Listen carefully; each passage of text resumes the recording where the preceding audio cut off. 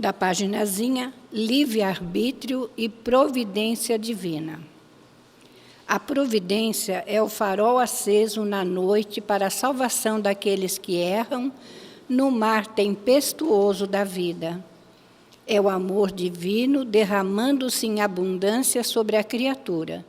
Leon Denis, Depois da Morte, capítulo 50, não sei. Deus, providência, espírito, livre-arbítrio. Através de muito tempo, discute sobre o amor de Deus, capaz de ajudar ao homem na sua caminhada infinita em busca do progresso, como se esse amor fosse uma força alheia ao propósito maior divino, o de fazer com que o espírito progrida sempre e alcance a perfeição tão logo lhe seja possível. O espírito, em sua caminhada para o infinito, toma decisões, acerta, erra, aprende, complica-se pelos erros cometidos, mas, pelo exercício do livre-arbítrio, cedo ou tarde ele alcança o patamar da evolução e, prosseguindo na sua trajetória infinita, alcança o progresso.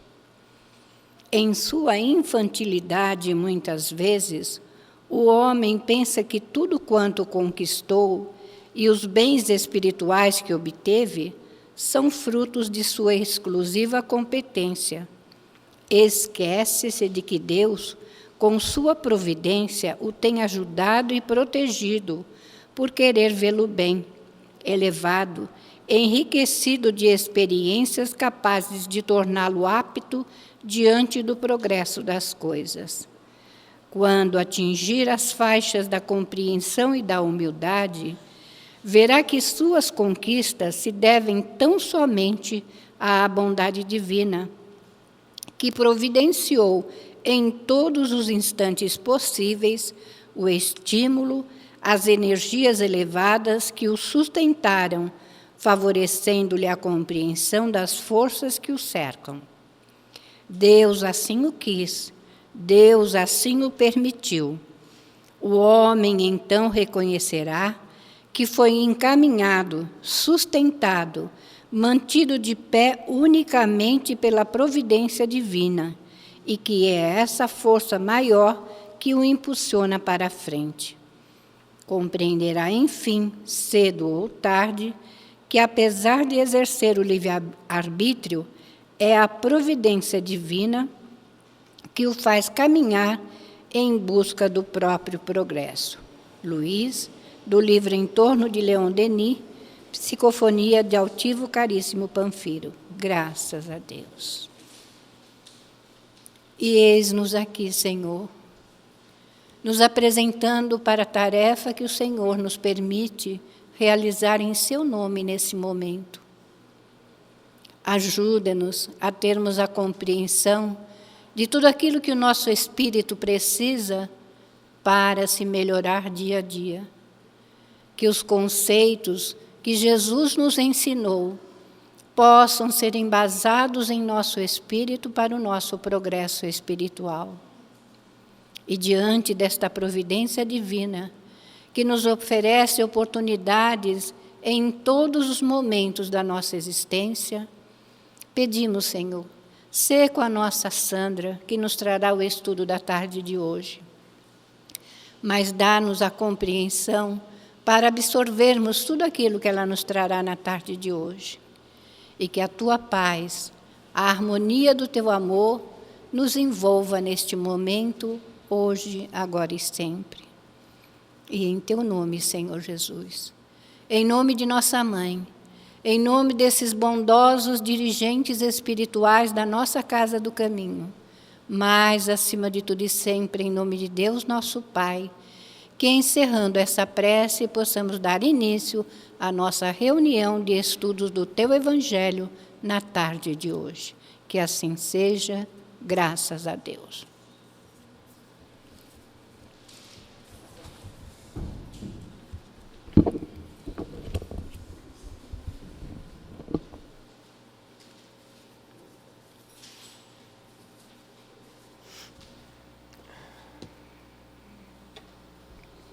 Boa tarde a todos. Que estejamos bem, né, na tarde de hoje, com alegria e muita paz no coração, para que a gente possa vibrar no bem, não é? Vibrar por essa casa que nos acolhe, vibrar pelas pessoas que não estão aqui hoje, que não puderam estar, mas que estão ligadas a essa casa tão querida do nosso coração, que nos dá tantas oportunidades de crescer, de evoluir, com esses estudos, com essa gama de cursos, que ficamos aí há um tempo sem presencialmente nos vermos, mas como somos fiéis, né, a essa casa que a gente ama tanto, a gente acompanhava os estudos, as informações, os nossos queridos, com todo o esforço, né, que a gente fazia de dar as aulas, mas a gente estava lá, dando força para a nossa casa. E é isso que a gente tem que fazer, não é? E mais uma vez eu falo que é um momento de alegria, é uma oportunidade.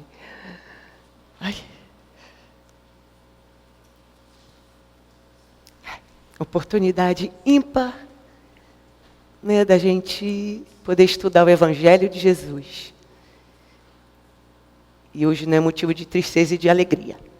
Então vamos lá, vamos começar. A gente vai dar continuidade ao estudo do capítulo 5, que tem como título Bem-aventurados os aflitos. Então vocês imaginem, não é? A aflição que nos acompanha. Quando eu peguei esse título, falei, vou estudar esse capítulo. Nossa, a aflição ela vem, né, acompanhando a gente desde que a gente nasceu, entre aspas, né, E nós vamos estudar dentro desse capítulo o item 11, que é o esquecimento do passado. Qual a importância da gente esquecer o passado? Por que a gente, né, esquece? Vem com essa misericórdia, né? Deus misericordioso nos dá esse esquecimento. Depois nós vamos falar sobre motivos de resignação. Porque é tão importante a gente passar pelas aflições de forma resignada. E por último, nós vamos comentar um pouco sobre o suicídio e a loucura. Então, são temas bastante, assim, profundos, que penso eu, né, que uma hora a gente não dá para aprofundar, né, assim, de forma bem intensa, mas a gente vai fazer a nossa parte, não é? Bom, então, nós vamos ler o item 11, que fala do esquecimento do passado. Então, Kardec vem falar para a gente. Inutilmente se faz objeção ao esquecimento do passado, como um obstáculo para que se possa aproveitar a experiência de existências anteriores. Se Deus considerou conveniente lançar um véu sobre o passado, é porque isso deve ser útil. Realmente, essa lembrança teria inconvenientes muito graves. Ela poderia, em certos casos, humilhar muito, ou então estimular o nosso orgulho e, dessa forma, obstruir o nosso livre-arbítrio. De qualquer forma, causaria perturbações inevitáveis nas relações sociais.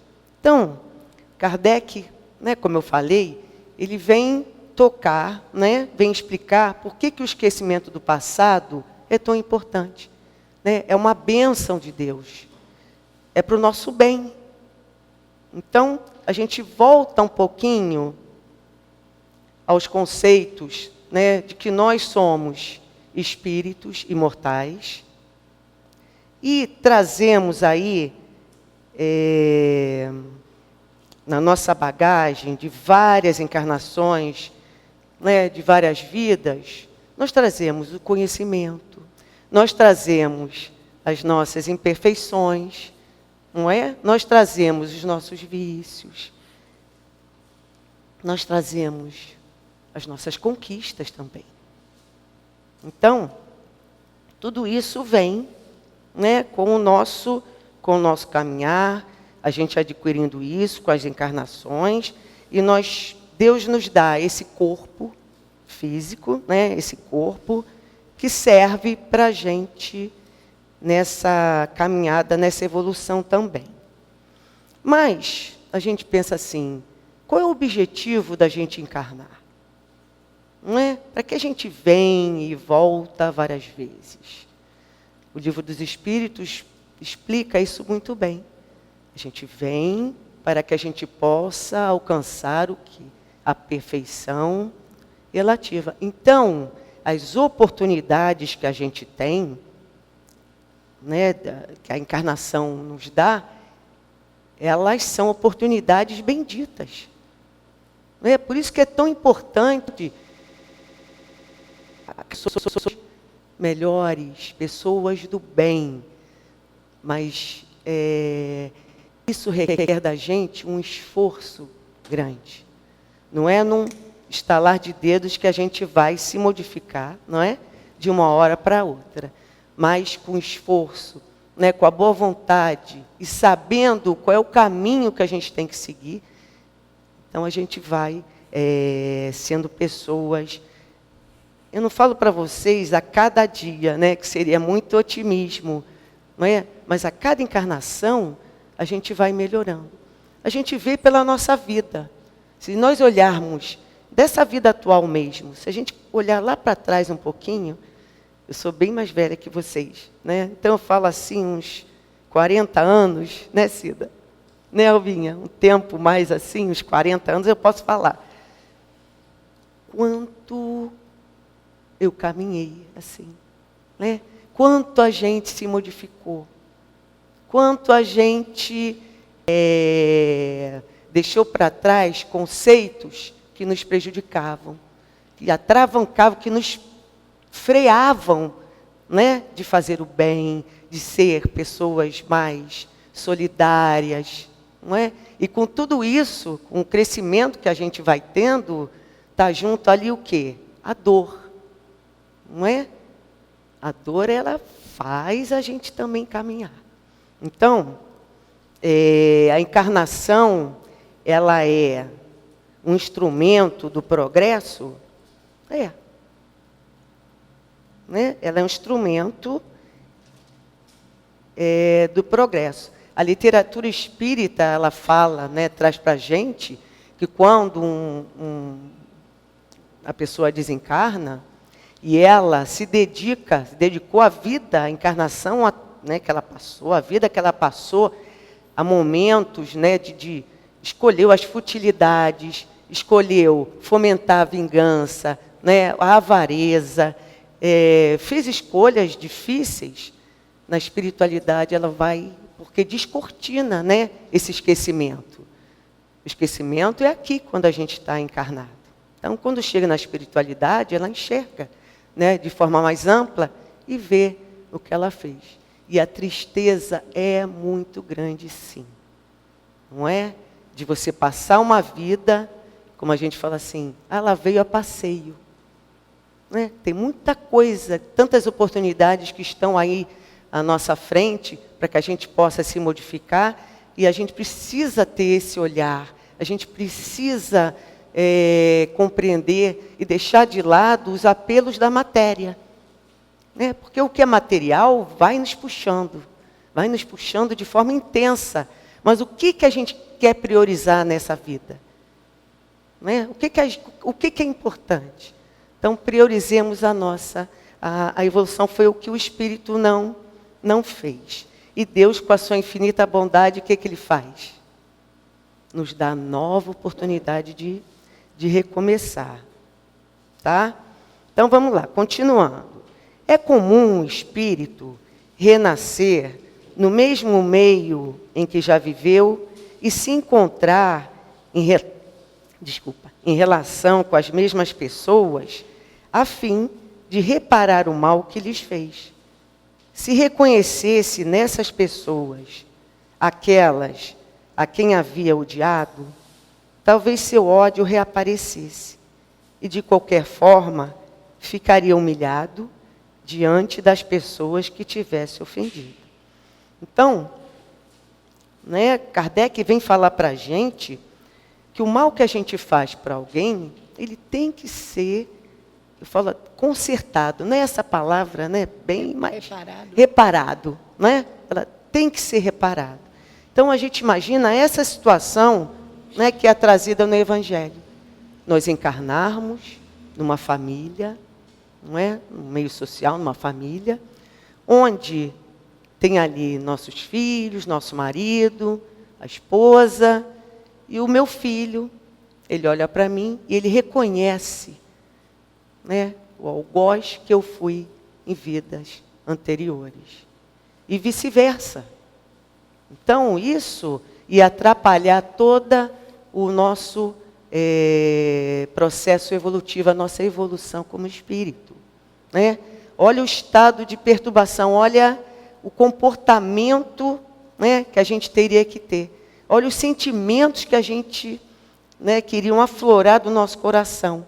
A raiva, o rancor, o ódio, e por aí vai. Então, mas, se a gente pensar assim, se eu trago os erros do passado, se eu não me lembro, como é que eu vou corrigir esses erros? De que forma, se eu não lembro, se o meu passado foi esquecido? Como é que eu posso lembrar? Aí o Evangelho traz a resposta. Deus, Ele nos deu a voz da consciência, e as tendências instintivas. E tirou o que nos prejudica, que foi o esquecimento do passado. Então, as nossas tendências, que não são boas, o que elas indicam? O que a gente tem que corrigir. O que a gente tem que corrigir? Com as nossas más tendências. O que a gente tem que fazer para não cair no mesmo erro? E a voz da consciência serve para quê? Aí ele vem falar.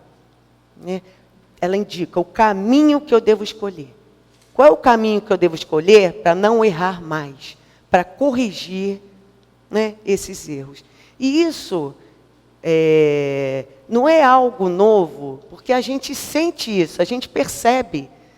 Não é quando a gente tem algo que não é bom, quando a gente fala demais, que vem algo na nossa mente, que é a voz da consciência, e fala assim, fica em silêncio.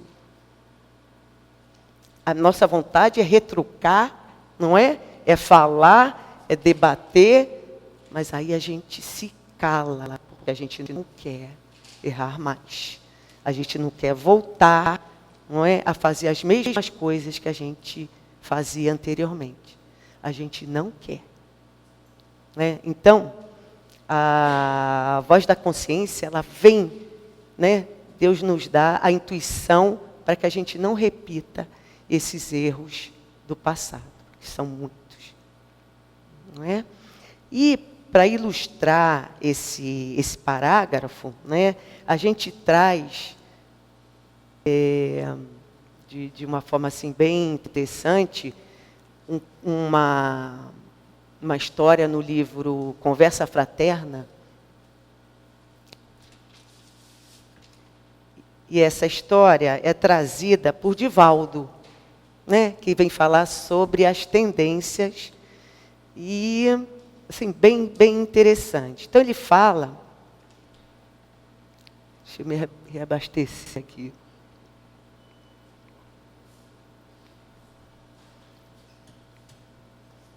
Então ele vem falar a história de um menino que foi abandonado na mansão do caminho, com 6 meses, né, de idade.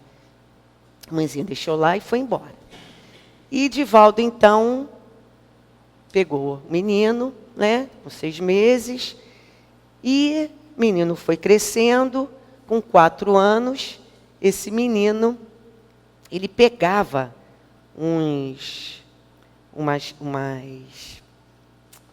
madeiras pequenas, os pedaços de madeira, e fazia umas faquinhas, né? E com 4 anos ele ameaçava as voluntárias que ajudavam Divaldo, né, a cuidar ali das crianças.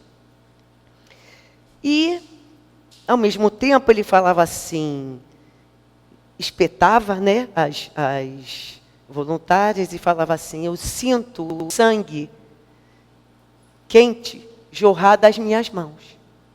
E Divaldo chamou o menino. Como é que você sabe? Como que você sabe que o sangue é quente? Perguntou a ele. E ele falou assim: eu não sei como, mas eu sei que é quente. E ele foi crescendo, né?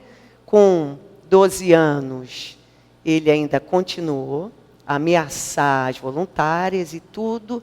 E Divaldo chamou essa criança, com 12 anos, já era um rapazinho, né? Chamou e falou assim: olha, você vai ter que deixar a mansão do caminho. Aí o menino ficou assustado. Como é que eu vou deixar a mansão do caminho? Né? Para onde eu vou? Aí o menino olhou para Divaldo e falou assim: olha, eu não faço mais. Eu prometo, eu não faço, eu não ameaço, eu não vou prejudicar mais ninguém. E, né, ele estudou, ele foi evangelizado, vivia ali na mansão do caminho. E com 18 anos, esse menino pediu para ser emancipado. E Divaldo olhou para ele e falou assim: tá, eu faço isso, mas com uma condição. Se você tiver a vontade de matar alguém, você volta, vem à casa do caminho e tira a minha vida. Aí o menino, não é, ficou assim: faça isso. Por quê? Você não tem nada contra a sociedade. Você foi acolhido aqui por nós, por mim. Então, eu sou responsável, né, pelo que você vai ser, pelas coisas que você fizer. E se você cometer esse ato, eu sou o fracassado. Divaldo conversando com ele, né? E o tempo passou, ele saiu da casa do caminho. 10 anos depois, eles se reencontraram, Divaldo e esse rapaz. Aí Divaldo perguntou assim: filho, você teve essa vontade de matar alguém? Aí o rapaz falou assim: tive, Divaldo. Mas quando eu tinha essa vontade, vinha na minha mente a sua imagem, falando assim: se você quiser me matar, você vem aqui. E eu me desarmava. Aí, e falou assim: Divaldo, se não fosse você, com a tua conversa, com a tua orientação, eu já teria sido preso. Né? Aí o Divaldo responde assim: agradeça a sua consciência, que assimilou os ensinamentos, né, morais na mansão do caminho, os ensinamentos morais cristãos, e você fez um bom uso do seu livre-arbítrio, da sua liberdade. Né? Então, essas duas coisas ajudaram você a não cometer. E Divaldo foi se abrindo com esse rapaz, né? E falando assim: eu tive informações da espiritualidade, os bons espíritos me falaram que na última encarnação você foi um criminoso. Você cometia esses atos. Então, ele responde, ele explica, né? Kardec, Divaldo falando para o rapaz. Você trazia no inconsciente a lembrança do sangue jorrando nas suas mãos. Então, na mente daquele rapaz, né, ele ainda trazia ali no inconsciente tão forte essa sensação, né, e a vontade ainda de matar. Aí ele continua. E essas lembranças estavam tão fortes dentro de você que vinham como flashes, né, do passado. Então, a gente vê como essas tendências elas estão presentes, não é? Na gente ainda, e muitos de maneira muito fortes, né? Muito, assim, vigorosas. Aí a gente pensa, né? O espírito, quando nasce com uma má inclinação, com uma má tendência, ele pode se modificar? Pode. A gente viu o caso do menino, não é? Ele pode se modificar. Aí vem a explicação. Desde que ele se predisponha a vivenciar o bem. Né? Aí me veio muito a evangelização. Né? Nossa, veio assim, parece que via todo mundo. Eu não vou falar o nome dos adolescentes, mas assim, ó, tudo assim na frente. Né? Como é importante o que a gente faz, o que a gente se predispõe a fazer. Né? Quando nos convidam para fazer o bem para alguém. E principalmente com o adolescente, né? Com as crianças, com os idosos. Não é? Olha o nosso trabalho aí, que está dando fruto sim. Não é o nosso trabalho, o trabalho é de Jesus. Nós somos simplesmente o quê? Um instrumento. Não é? Para trabalhar para Jesus, tem que ter o quê? Boa vontade. Não é isso? Boa vontade e amor no coração. O amor no coração, a gente fala, mas a gente não tem ainda esse amor, né, forte, que a gente fala, eu amo. A gente fala, eu amo, mas não é aquele amor que Jesus ainda, né, tinha por nós, tem por nós. Mas a gente tem a boa vontade de querer que essas crianças e esses jovens se modifiquem. Então, esse exemplo me veio assim muito forte no meu coração. É interessante, né, que quando a gente... Eu trabalho no município, né? Então, as crianças que estão ali, crianças não, adolescentes, eles têm um vigor, né? Que eu falei até hoje primário, um vigor, uma energia, que quem dá aula não fica assim, fica cansado de outra coisa, mas toda aquela energia que eles passam para a gente guarda e a gente vai se renovando, não é? Vai se renovando. Quando a gente se aposenta, estou falando em relação ao professor, quando a gente se aposenta, que a gente não dá mais aula, né, a gente vai perdendo um pouco, né, essa alegria que esses jovens, que essas crianças trazem para a gente. Porque preenche o nosso coração. Não é? A gente reclama que adolescente é assim, que criança é de um jeito, é de outro. Mas é uma energia, uma alegria, é um olhar diferenciado, né? Que a gente, nós como adultos, a gente consegue, com o nosso carinho, com o nosso olhar, com a nossa... abraçá-los, e eles vão se modificando de tal forma que toda aquela agressividade que eles demonstram ter, aquilo parece que, né, modifica, é transformado com todo carinho, todo amor, toda atenção que você dá. Né? Se um adulto já gosta de atenção, né, de um abraço, de um carinho, de um olhar, imagina um adolescente que está pedindo socorro para ser abraçado. Então, que a gente possa refletir sobre isso, né? E não achar que o adolescente é problema. Ele é problema na minha vida. A criança é problema. Tá, nós temos os problemas, mas a gente tem que ter um olhar. Porque não é isso que a gente estuda na doutrina? Não é? Não é a gente se melhorar a cada dia? Então, vamos lá. Então vamos nos melhorar, né?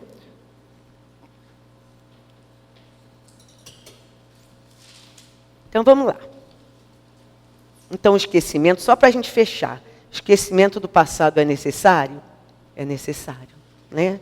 Para a gente poder lidar com as pessoas, para a gente conseguir progredir espiritualmente, moralmente, não é? No nosso caminhar. Motivos de resignação. Por essas palavras, bem-aventurados os aflitos, porque serão consolados, Jesus indica, ao mesmo tempo, a compensação que espera os que sofrem e a resignação que faz bem dizer o sofrimento como o prenúncio da cura.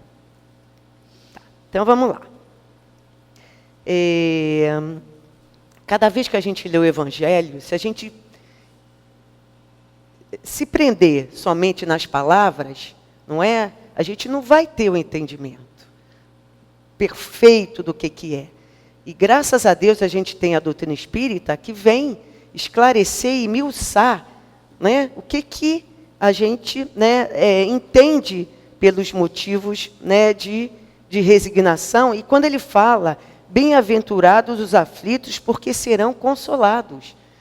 Se a gente ler somente ali ao pé da letra, será, né, que eu só sou feliz se eu for aflito? Quer dizer que o sofrimento e a aflição vão me fazer, né, eu ficar feliz, eu ser feliz? Não é bem assim, né? O que Jesus quis dizer? Que quando a gente passa os nossos momentos de dor, as nossas aflições, não é? Que não são poucas, é uma gama aí, né? Se a gente falar, eu não conheço ninguém que não passe o seu cadinho. Todo mundo, né, passa o seu momento, está passando, ou já passou, o seu momento de dificuldade. Se esse momento a gente consegue passar com aceitação, né, sem reclamar, não é? Sem colocar a culpa no outro, sem se revoltar, a gente pode falar assim, eu sou bem-aventurado.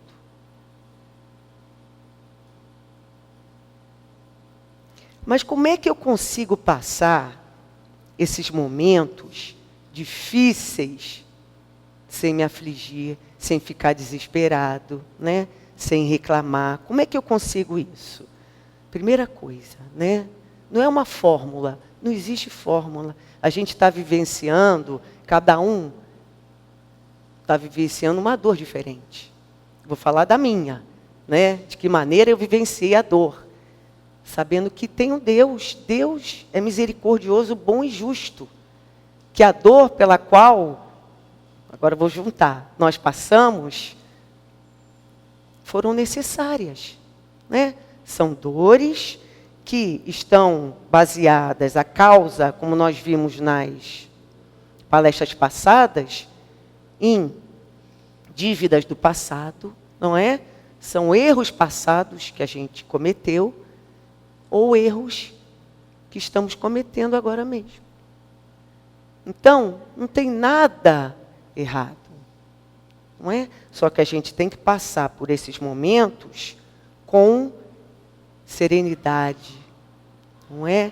E a gente vai ver que Kardec fala assim, essas palavras ainda podem ser entendidas assim, deveis considerar-vos felizes por sofrer. Se a gente parasse aqui, imagina, né?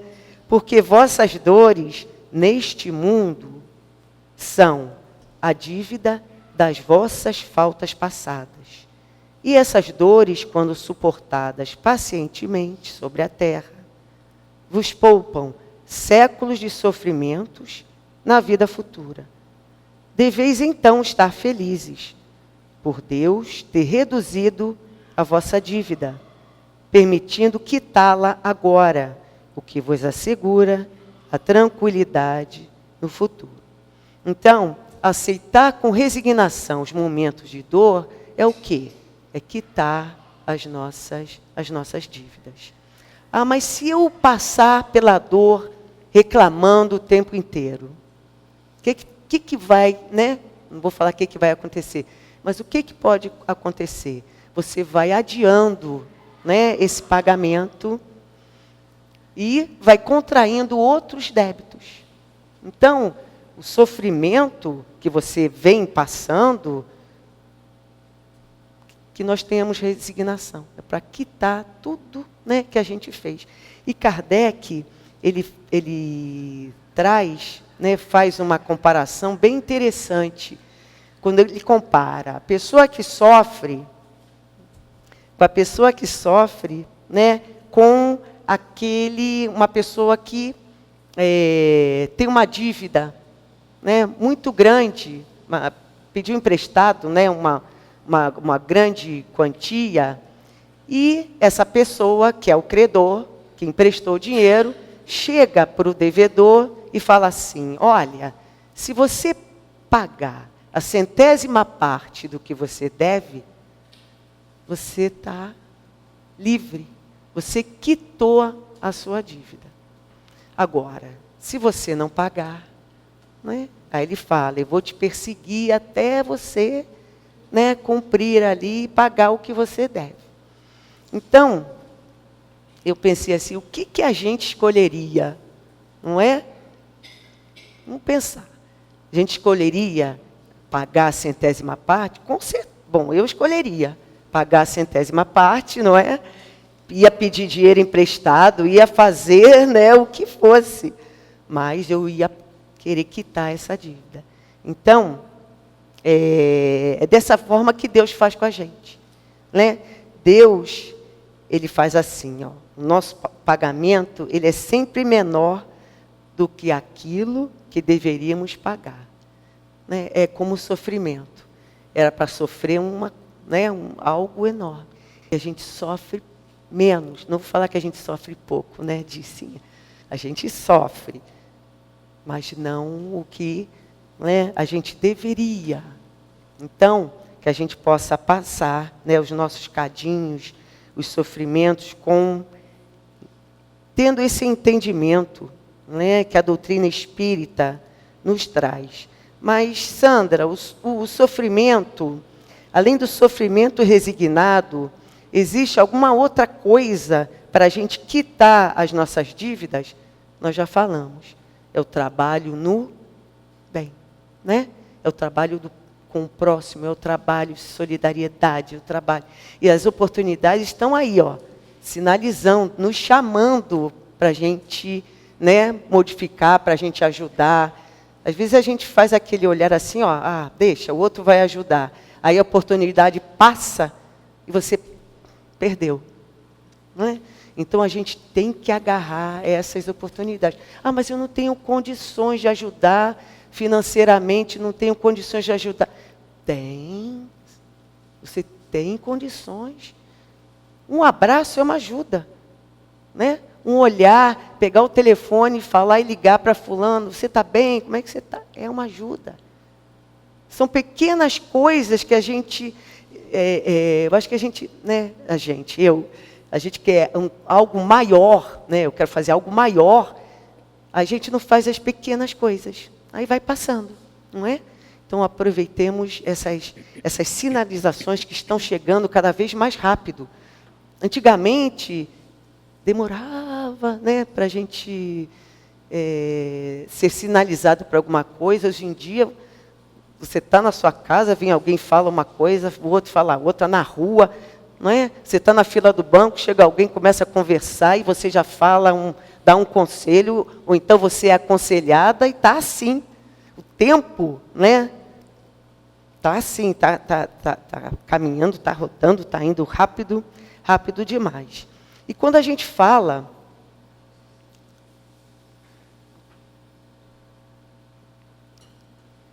minha garganta seca, agora estou à vontade, né? Igual a da Andréia. A Andréia também bebe água igual a minha.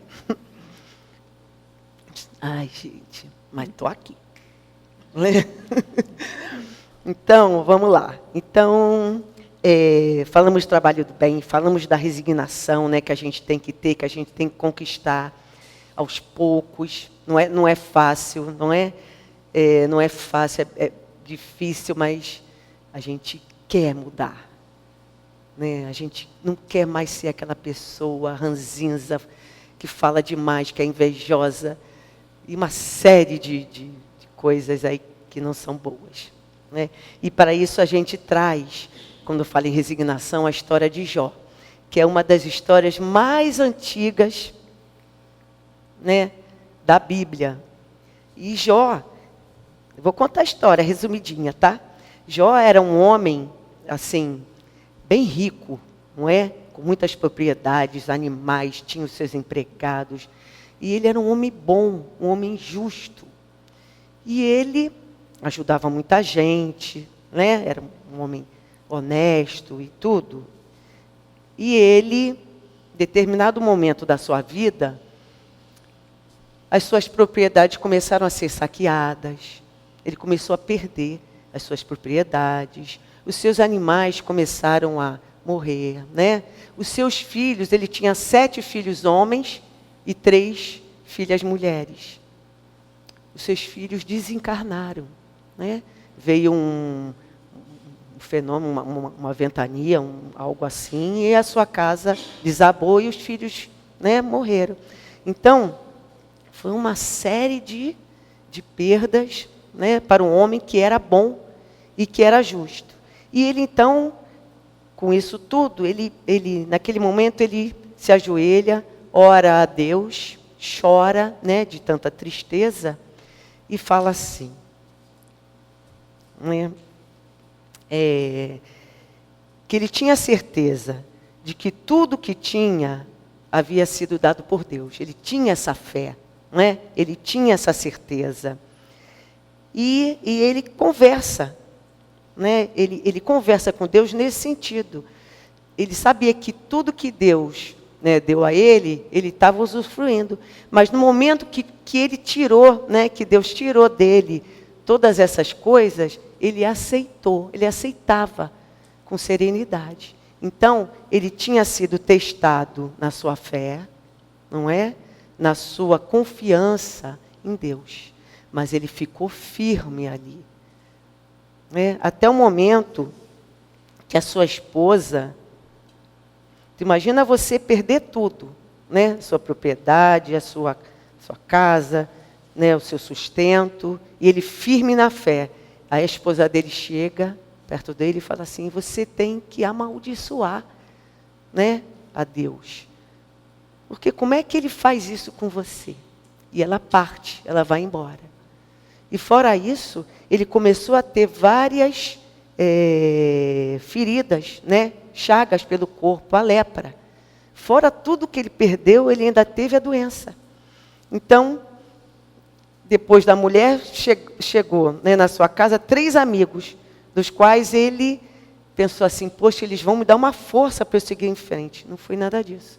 Os amigos falaram assim, olha, isso é castigo que você está passando pelos seus pecados. E Jó, com a sua fé, né, firme, inabalável, pediu a Deus que perdoasse os amigos, que perdoasse a sua mulher. E seguiu sozinho.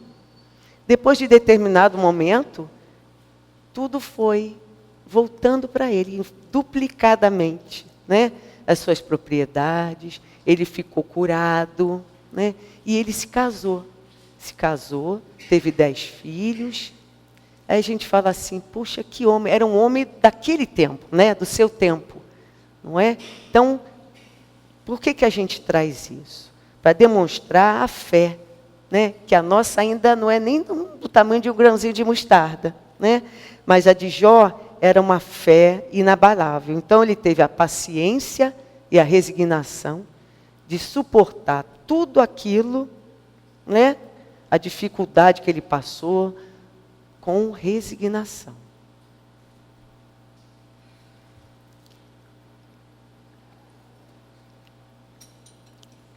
A gente costuma, quando está tudo bem, né? Nossa vida está bem, a gente costuma estar bem com Deus, né? A gente sorri, a gente está tudo bem. Agora, quando a gente está passando por uma dificuldade, né? Um sofrimento, algo assim, a gente costuma falar, por que comigo? Né? Por que isso está acontecendo comigo? Então, aí vem a doutrina espírita explicar para o nosso coração por que das aflições que a gente passa. Né? Vem esclarecer para a gente ter um entendimento maior. Né? Por que a gente sofre? Por que a gente passa? Uns passam mais, outros menos, não é? Então a doutrina vem esclarecer aos nossos corações, né? E aliviar, trazer o consolo. Né? A Neidinha estava conversando comigo antes da palestra, né? E falou assim, como a gente é ajudada, né? Nos momentos de dor. Como é que a espiritualidade está ali presente? A gente titubeia, a gente chora, chora, chora, pensa que não vai ter fim aquele sofrimento, não é? Daqui a pouco aquilo passa, né? Porque tudo vai passando. Né? Não há dor que dure para sempre, não há mal que dure para sempre. A gente precisa confiar, a gente precisa ter fé. Não é? Quando a gente fala assim para os nossos filhos, quando eles vão sair à noite, ou quando eles vão para outro estado, outro país, vão com Deus. A gente fala isso. Né? Vão com Deus, Deus te guarde. Aí quando eles estão lá fora, a gente começa, pega o celular e começa. Já chegou? Está onde? Não é? Está com quem? Não é? Está com... vai chegar que horas? Cadê a nossa fé? Se a gente falou, vai com Deus, Deus te guarde. Deus está guardando. Mas a gente ainda não consegue. Né? Nossa fé é menor que um grãozinho de mostarda. Né? Vamos lá. E a gente finaliza, né? Vamos finalizar com o suicídio e a loucura. Então a gente, né, Kardec fala assim, a gente vem caminhando, né? Esquecimento do passado, resignação, e agora o suicídio e a loucura.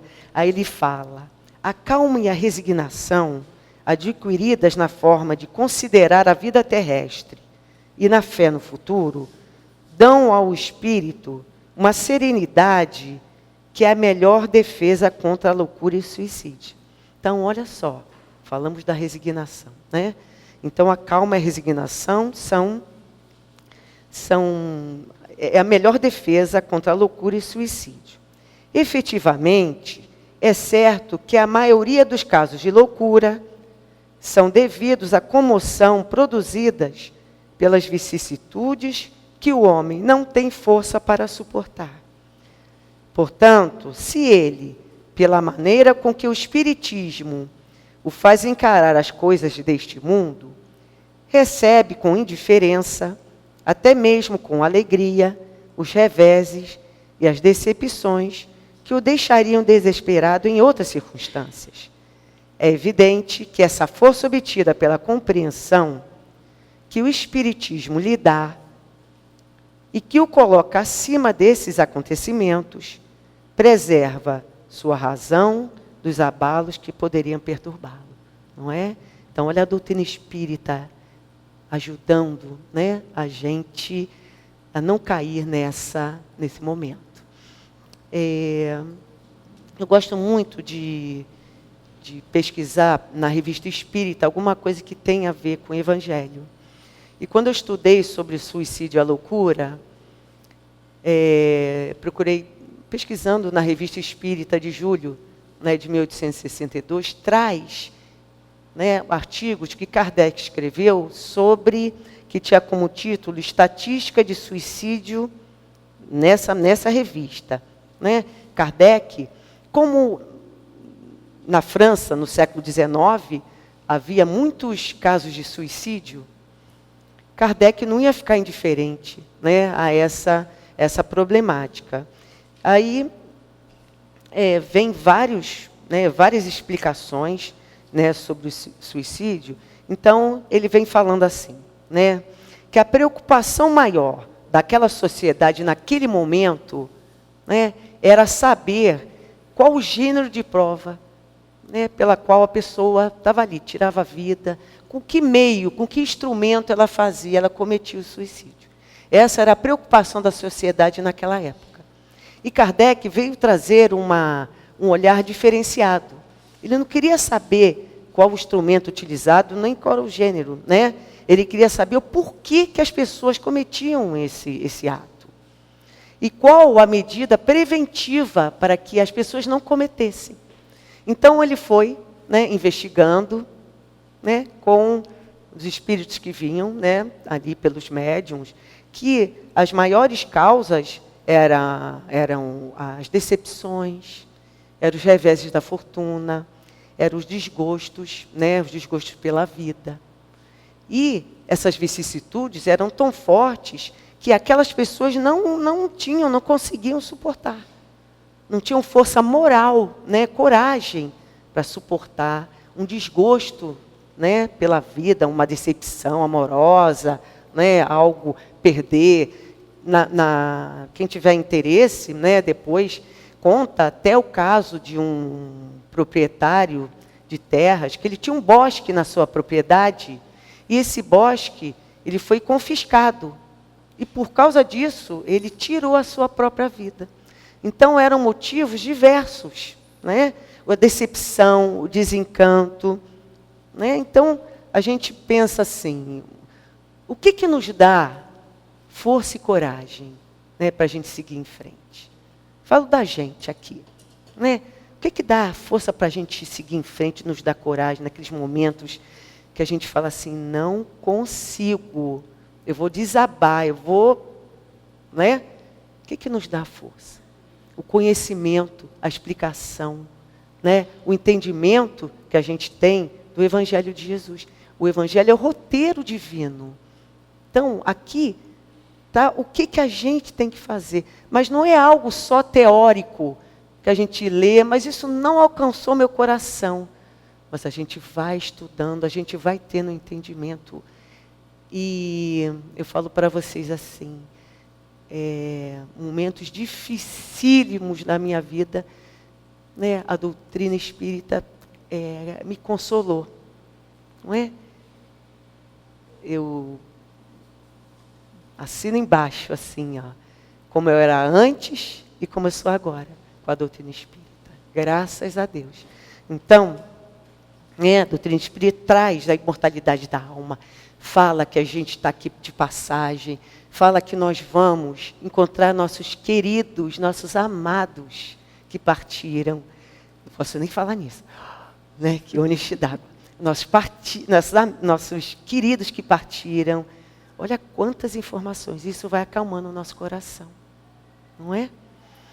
E fala também que os sofrimentos não são eternos. Né? Quando a gente pensa dessa forma, a esperança vai envolvendo o nosso coração, né? Embora a gente nem pense, né? Nem sinta a esperança no momento, mas aos poucos ela vai chegando, vai envolvendo o nosso coração. E aquilo que é tão duro, aquilo que é tão difícil da gente passar, vai ficando suave. Né? A gente precisa crer nisso e acreditar. Tá? Então a gente vai finalizando com um agradecimento, né, por esse estudo, por essa doutrina, por esses ensinamentos e fortalecer o nosso coração cada vez mais no trabalho de Jesus. Né? Obrigado por todos pela atenção. Fiquem com Deus. E vamos agora à leitura do livro Fonte Viva, a lição 12, Impedimentos. Pondo de lado todo impedimento, corramos com perseverança a carreira que nos está proposta. Paulo aos Hebreus, capítulo 12, versículo 1. Por onde transites na terra, transportando o vaso de tua fé, a derramar-se em boas obras, encontrarás sempre impedimentos a granel, dificultando-te a ação. Hoje é o fracasso nas tentativas iniciais de progresso. Amanhã é o companheiro que falha. Depois é a perseguição descaridosa ao teu ideal. Afligir-te-ás com o fel de muitos lábios que te merecem apreço. Sofrerás de quando em quando a incompreensão dos outros. Periodicamente encontrarás na vanguarda obstáculos 1000, induzindo-te à inércia ou à negação. A carreira que nos está proposta, no entanto, deve desdobrar-se no roteiro do bem incessante. Que fazer com as pessoas e circunstâncias que nos compelem ao retardamento e à imobilidade? O apóstolo dos gentios responde categórico, pondo de lado todo o impedimento. Colocar a dificuldade à margem, porém não é desprezar as opiniões alheias quando respeitáveis, ou fugir à luta vulgar. É respeitar cada individualidade na posição que lhe é própria. É partilhar o ângulo mais nobre do bom combate, com a nossa melhor colaboração pelo aperfeiçoamento geral. E por dentro, na intimidade do coração, prosseguir com Jesus, hoje, amanhã e sempre, agindo e servindo, aprendendo e amando, até que a luz divina brilhe em nossa consciência, tanto quanto inconscientemente já nos achamos dentro dela. Graças a Deus. E nesse momento, vamos elevar o nosso pensamento ao Pai, nosso Criador. E vamos vibrar por todos aqueles que aqui se encontram, primeiramente limpando, higienizando a mente, o sistema central nervoso, as emoções, tudo aquilo que nesse momento está nos preocupando, está nos deixando desalentados, enfim, nos trazendo desânimo. E roguemos ao Pai e a todos esses mensageiros de amor e de luz que aqui estão, que eles se aproximem de cada um e derramem a saúde, a alegria, a fé, a esperança, o bom ânimo e todos os recursos que cada um necessita.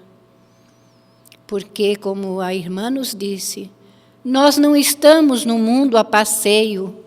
O nosso propósito aqui é nós trabalharmos o nosso espírito para que possamos sair daqui melhor quando formos chamados para o mundo espiritual. E o Pai nos oferece todos os dias oportunidades 1000. Basta que estejamos atentos, basta que confiemos, que tudo está assim como Deus assim o permite, que tudo está certo, que todos estamos no momento necessário para que nós possamos ser sacudidos, ser sim, levando esse movimento de amor ao próximo, olhando os nossos semelhantes de caminhada, olhando para o lado mesmo e vendo que há dores muito maiores do que a nossa, para que a gente possa suportar com alegria os reveses da vida. Sim, Deus é justo e bom, misericordioso e, acima de tudo, o seu amor nos envolve sempre. Então, confiemos que o Pai vela por cada tutelado que confiou a Jesus, para que nós possamos enveredar no caminho do bem novamente. E sigamos com coragem, com perseverança e com fé, lutando sim contra as nossas más tendências, buscando o olhar de Jesus nesse movimento que Ele derrama as suas bênçãos de amor e de paz sobre todos nós. Sim, meus irmãos, estamos na terra para expurgar os nossos erros do passado e tendo uma oportunidade de fazer esse presente diferente para que no futuro sejamos felizes. E assim, oremos uns pelos outros, oremos pelos líderes mundiais, oremos, enfim, por todos aqueles que passam por expiações e por provas. E que Deus abençoe a todos vocês na tarde de hoje. E que seja em nome de Jesus esse Mestre amado. Em nome de Maria, nossa sublime Mãe. Em nome de toda a direção espiritual da Casa do Caminho. Mas, acima de tudo e sempre, em nome de Deus, nosso Pai, que ao encerrarmos esta prece, possamos encerrar a nossa reunião de estudos do Evangelho na tarde de hoje. Que assim seja, graças a Deus.